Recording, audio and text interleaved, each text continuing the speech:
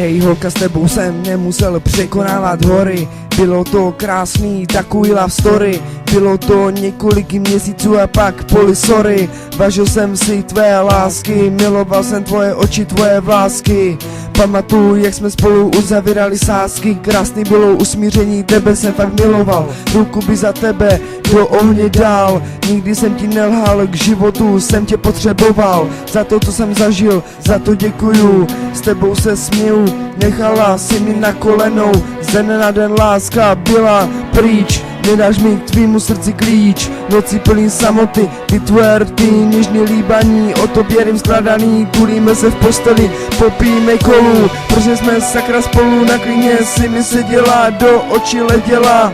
Miluji tě říkala, hodně si mi toho dala. Po odchodu taky hodně vzala. Tyhle slova nevyjádří pocit, že jsem se sám někde ocit. Na cestě jsou plný smutku, slyším tvůj smích.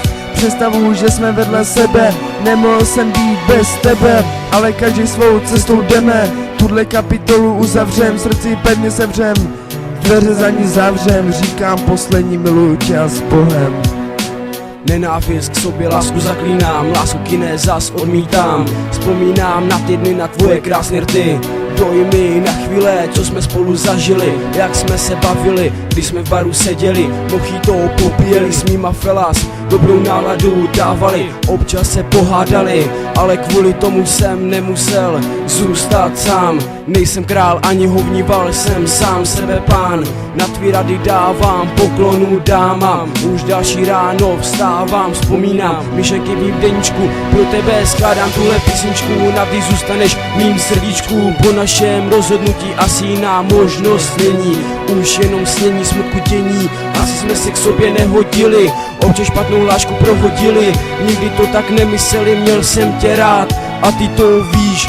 Možná o tom teď přemýšlíš, připouštím si svoje chyby, z kterých se poučili, spolu jsme žili, byli, krásné chvíle zažili, tohle jsou Morelovy vzpomínky, ve vašich srdcích navždy zůstanou, budu stále sám sebou žít realitou svou, lásky si vaš, všechno špatný smáš, uvaž, jestli na to ještě máš.